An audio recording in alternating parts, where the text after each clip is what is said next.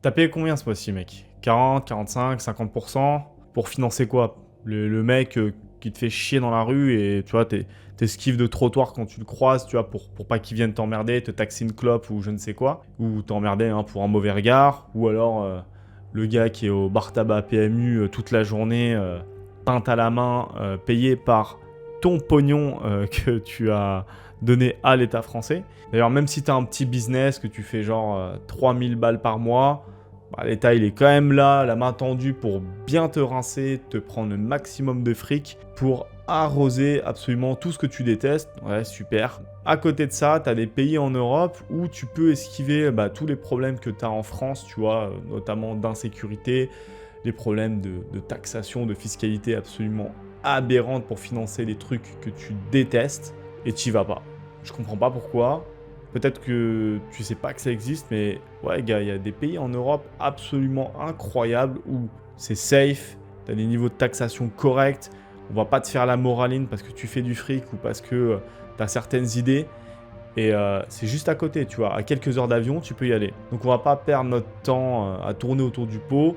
Je vais te donner, selon moi, les 5 meilleurs pays pour s'expatrier en Europe lorsqu'on est entrepreneur et qu'on a envie de fuir l'enfer fiscal français et fuir en fait l'insécurité qu'on trouve en France. Et reste bien jusqu'au bout parce que je vais te donner un pays bonus qui vient de sortir, qui n'était pas forcément attractif il y a quelques mois et qui aujourd'hui est incroyable. Donc on commence par le 5e pays, c'est la Hongrie.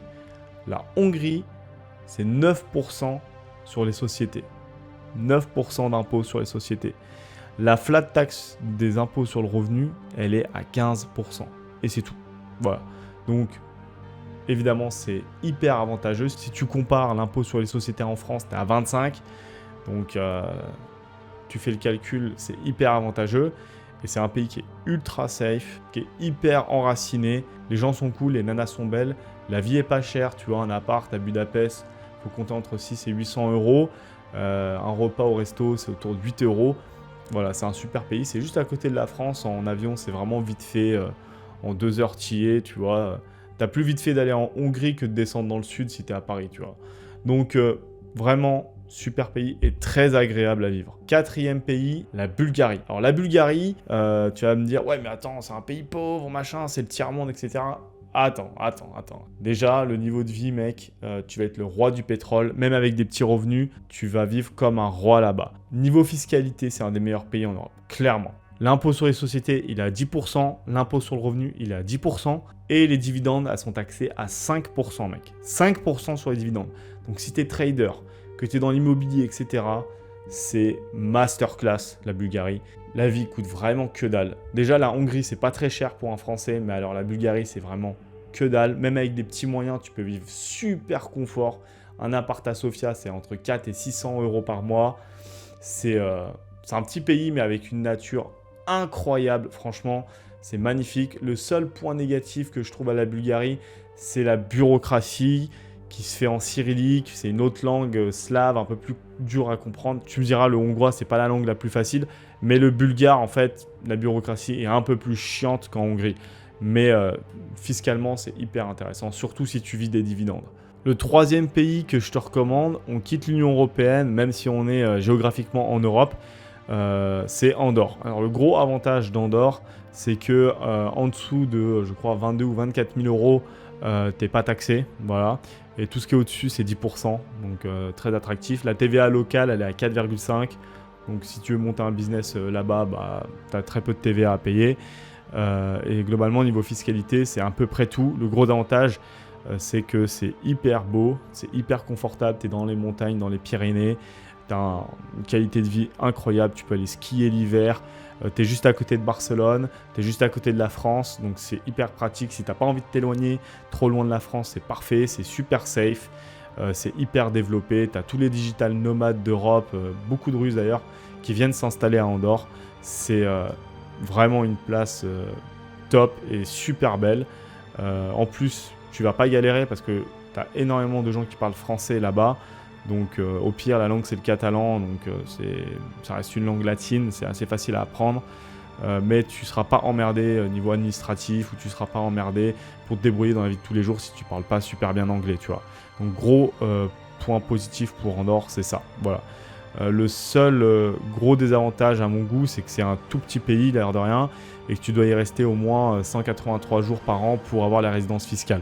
Donc si tu es comme moi, un peu posé, que tu as envie de rester tranquille chez toi, ou voilà, tu aimes bien être dans ton petit train-train quotidien, aller faire ton petit ski à la montagne, c'est bien. Si tu es un gars qui aime à fond la fête, sortir dans les grandes villes et tout, ce sera pas fait pour toi Andorre. Ça dépend ce que tu recherches. Le deuxième pays, c'est un pays que je connais vraiment très bien. J'y suis allé vraiment plein de fois. C'est la Roumanie. L'impôt sur le revenu, c'est 10%. Et l'impôt sur les sociétés, c'est 1% du CA. Donc c'est hyper intéressant. Ça concerne surtout les micro-entreprises. Donc si tu fais, on va dire, entre 2 et 10 000 euros de chiffre d'affaires, c'est idéal.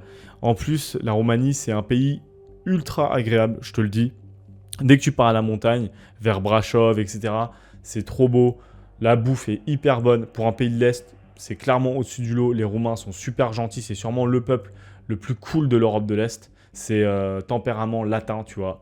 T'as tout là-bas. T'as la mer, t'as la montagne, t'as les grandes villes, t'as les plaines. Alors, niveau grande ville, c'est peut-être pas le pays le plus joli. Tu vois, Bucarest, c'est pas la ville la plus belle, mais tu as un bon confort de vie. Si tu es à 3 4 000, 5 000 euros par mois, à Bucarest, tu es le roi du pétrole. Et un appartement à Bucarest, ça coûte entre 4 et 700 euros par mois. Ça dépend où est-ce que tu t'installes dans la ville. Mais voilà, tu es vraiment refait à ce niveau-là. Niveau sécurité, attention, il y a énormément de clichés sur la Roumanie. Tout le monde te dit que c'est des voleurs, qu'il y a des gitans partout, etc. Machin, que tu vas te faire emmerder. C'est pas du tout le cas. Les gitans vivent entre eux, généralement ils ont des villages où ils vivent qu'entre eux. Dans la plupart des coins de Roumanie, tu te feras pas emmerder. Même les gitans en réalité vont pas te faire chier dans la rue. C'est une légende urbaine, c'est plutôt les gitans, les Roms qui viennent en France et qui font des bêtises en France. Après, ils reviennent en Roumanie avec le pognon qu'ils ont fait en France. Mais en Roumanie, ils se tiennent à peu près à carreau. Dans la Roumanie, honnêtement, c'est ultra safe. Tu peux te balader à n'importe quelle heure dehors dans la rue avec une montre à 20 000 balles. Il va rien t'arriver, personne ne va te calculer. Les gens sont super gentils. Et comme je t'ai dit, en Europe de l'Est, je pense que c'est les gens les plus gentils. Le premier pays de ma liste, c'est la Géorgie. Alors, ouais, ça sort clairement de ce dont on a parlé tout à l'heure, parce que là, t'es, on va dire, en Eurasie, t'es dans le Caucase, t'es loin, là, tu commences à être loin, t'as 5-6 heures d'avion, c'est un pays qui est pas très grand, mais par contre, t'as des avantages incroyables, jusqu'à 150 000 euros de chiffre d'affaires, tu payes 1% d'impôt, 1% d'impôt, mec, c'est-à-dire tu fais 8 000 balles, tu payes 80 euros d'impôt, ouais, c'est incroyable. Et le mieux, c'est que tout ce qui est administratif en Géorgie, c'est assez simple. Et tu as tout ce qui est visa, etc. Tu as des gros avantages. C'est assez facile de monter une structure là-bas et de devenir résident fiscal géorgien. C'est vraiment pas compliqué. Ça, c'est un gros point positif. Si tu kiffes la montagne, c'est un des meilleurs pays. Je te le dis honnêtement. Là, c'est vraiment des hautes montagnes. Tu as des bêtes de stations de ski, genre Gudori. La vie est vraiment pas cher. Genre, c'est sûrement, je pense, le pays le moins cher de toute la liste que je t'ai donnée avec la Bulgarie. Mais à 400 euros par mois, tu trouves un appart à Tbilissi, tu vois. C'est juste pour te donner une idée. Manger au resto, ça coûte vraiment que dalle. Te payer un taxi ou un Uber, c'est quelques euros. Tu vas être le roi du pétrole, tu as des endroits vachement cool. Genre Batumi, l'été, c'est incroyable, tu vas t'éclater. Si tu kiffes la vie nocturne et tout, tu as plein de trucs à faire. Personne va te faire chier, c'est hyper safe. Il y a juste un truc, c'est un pays qui est très enraciné dans sa culture. Donc il faut respecter la culture locale, il faut respecter les locaux, les coutumes locales. Moi, je te conseille, si tu vas là-bas, assimile-toi, mec. Vraiment, dans tous les pays que je t'ai dit par ailleurs. Mais là, c'est quand même assez différent. C'est un peu moins occidentalisé que chez nous. C'est juste ça, le petit truc.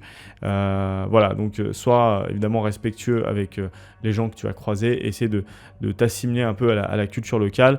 La langue, c'est le géorgien. C'est pas la langue la plus facile, mais globalement, les Géorgiens parlent pas trop mal anglais. Et sinon, tu as le russe. Donc si tu te démerdes en russe, le russe c'est déjà un peu plus facile à apprendre que le géorgien. Si tu parles anglais, russe, tu peux déjà bien te débrouiller en Géorgie. C'est un ancien pays soviétique, donc quasiment toute la population parle russe. Et l'anglais, dans toutes les grosses villes en tout cas, tous les centres d'intérêt, on va dire, les gens parlent anglais. Ça, c'est un des gros avantages aussi de la Géorgie. Donc voilà, ça c'était mon top 5 des meilleurs pays pour s'expatrier en Europe, parce qu'on reste en Europe. Tu as des pays qui sont en dehors de l'Union européenne, des pays qui sont dans l'Union européenne. Voilà, tu peux choisir un peu ce qui t'arrange, ce que tu as envie de faire. Si tu as vraiment envie de fuir ce que certains appellent l'euro-goulag, bah avec ma liste, tu peux le faire, tout en restant sur le continent européen. Tout n'est pas foutu, tu vois, tu as des solutions en Europe. Faut juste chercher un peu, essayer de regarder ce qui se fait un peu ailleurs et prendre son billet d'avion, tu vois. Moi-même, je t'avoue, j'ai envie de m'expat. J'y songe vraiment de plus en plus. Tous les jours, je me dis, putain, faut que je me barre. Plus je voyage dans d'autres pays, plus je me dis, il faut que je me casse, tu vois. Donc voilà, je vais te donner maintenant le pays bonus, le 6e pays. Vu que tu es resté jusqu'au bout, bah, je vais te récompenser. Donc, sans plus attendre, ce dernier pays, c'est la Turquie. Pourquoi la Turquie ? Erdogan a fait une annonce de dingue. La Turquie exonère d'impôts tous les nouveaux étrangers qui s'y installent et qui ont des revenus provenant de l'étranger. Tu vois, un peu comme au Panama. Tu vois, tu as ton business en France, tu vends à des Français, mais tu vis en Turquie, tu ne payes pas d'impôts. Tu as des investissements dans des banques américaines ou dans des banques européennes, tu trades sur des banques européennes, etc. Tu vis en Turquie, tu es résident fiscal turc, tu ne payes pas d'impôts pendant 20 ans. Donc c'est hyper cheaté. Et la Turquie, mec, ok, c'est un pays musulman.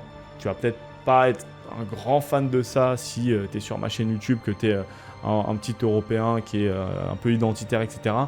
Mais t'inquiète, genre vraiment ça n'a rien à voir, c'est pas comme si t'allais en Arabie Saoudite. En réalité la Turquie c'est hyper occidentalisé, en tout cas dans tout l'ouest de la Turquie, t'es quasiment comme en Europe. Je veux dire, il y a de l'alcool, les femmes sont pas toutes habillées, voilées, etc. machin, non, tu vois.